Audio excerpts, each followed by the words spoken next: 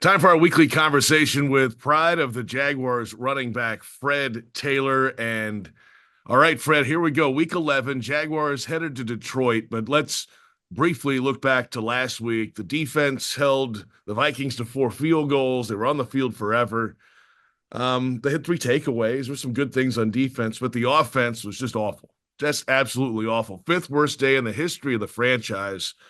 How do they work themselves out of this? Are they cooked? Can they get anything done on offense? I like that question. Are they cooked? That's what the young kids are saying these days, right? Everything's cooked. And it seems in the most inopportune time, they are cooked. We've seen, and we've mentioned this before, JP, many games this year. Let's just focus on the 6 losses or 7 losses, but 6 of them. No, actually, yeah, 8 losses. Where Eight. is my brain today?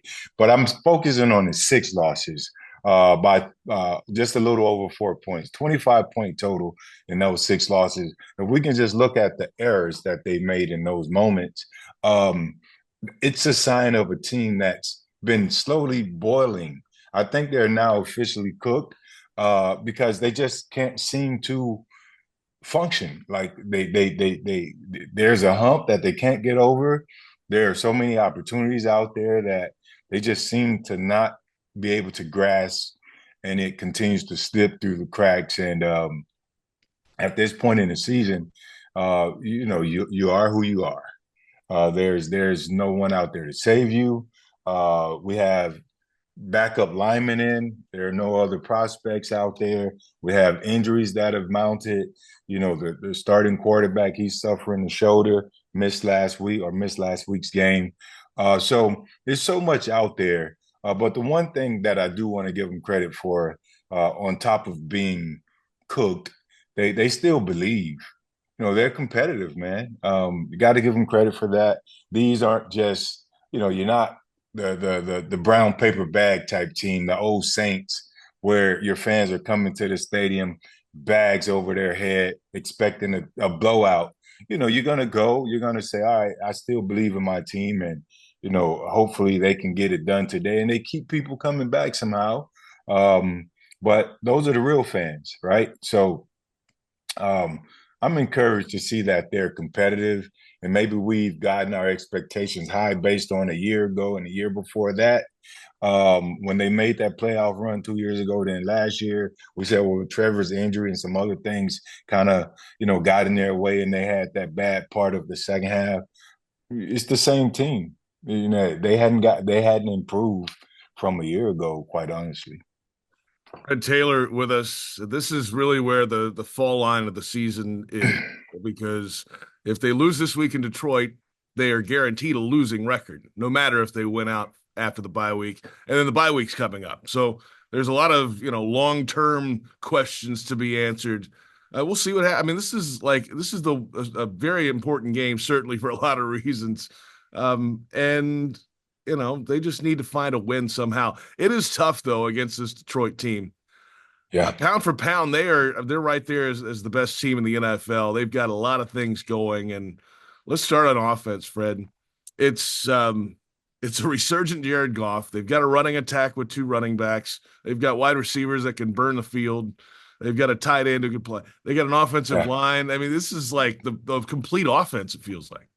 Yeah, no doubt. And I believe they are the best team in the NFL. You look at, if a team can go into your stadium, throw 5 interceptions, and somehow still find a way to come away with a win, those are signs of resilient, very good, capable football team. And they're just coached well.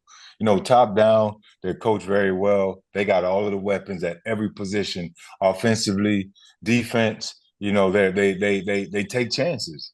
They're going to come in and say, "Hey, we're going to play man. We're going to throw some blitzes at you. We're going to pass rush you."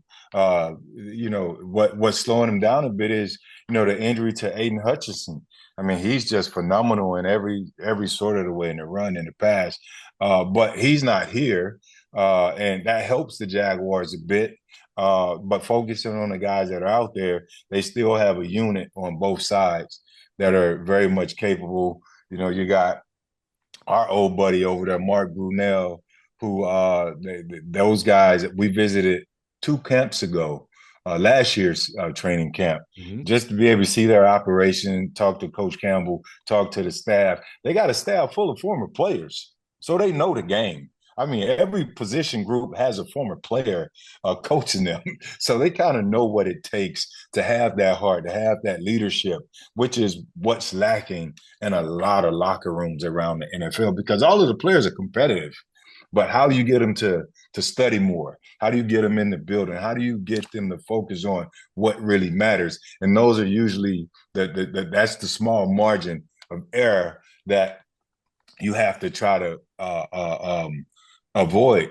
So those teams, I mean, they're very well coached and they get it done. Fred Taylor with us. Jahmyr Gibbs, David Montgomery have an identical amount of carries this year. Yeah. What stands out about their game? How are they different? And it seems they're in lockstep. This is a real 1-2 punch. You got David Montgomery who runs like Marshawn Lynch. You know, he has his own beast mode like running style, and he can get it done in the pass game as well. You know, via check downs, he can run some routes, but he's not as dynamic as Jahmyr Gibbs because Gibbs he's the speedster.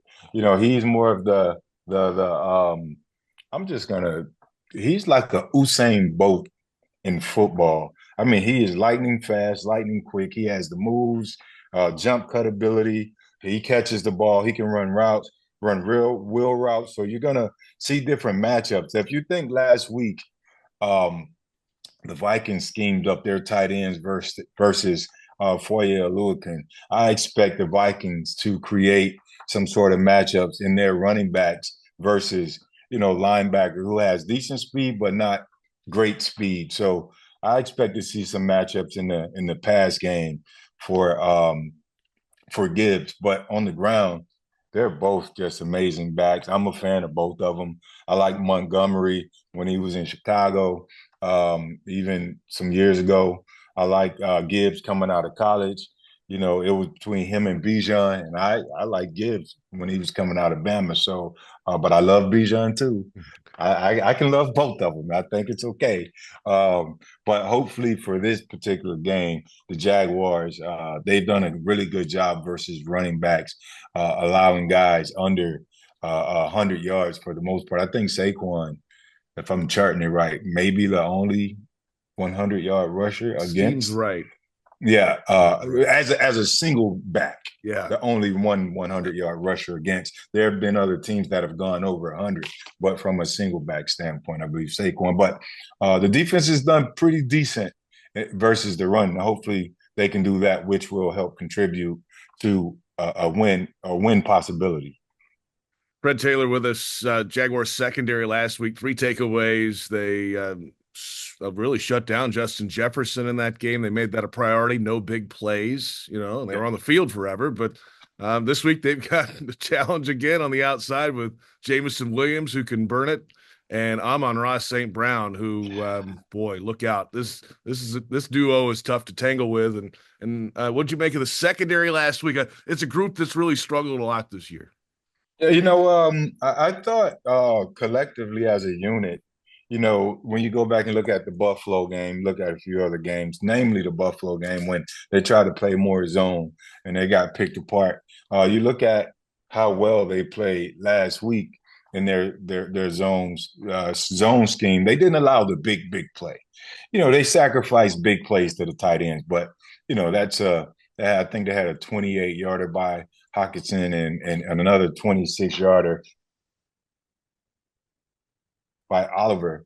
But from the receiver standpoint, you minimize the scoring opportunities by keeping those guys in front of you, but you're going to be vulnerable in other places.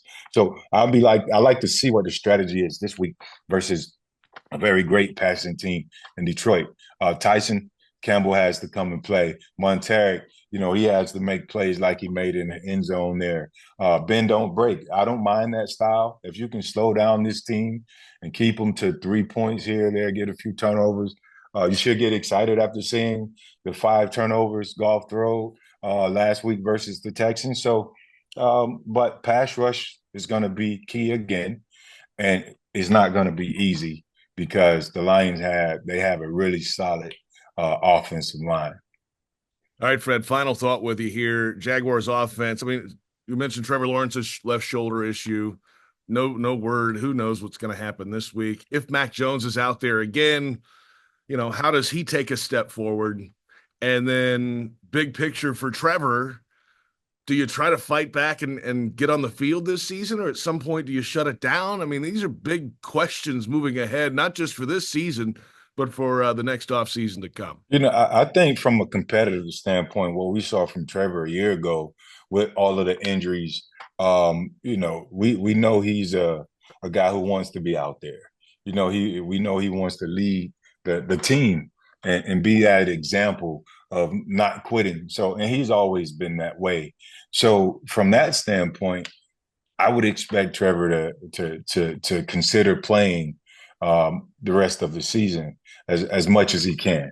As long as it doesn't set him back.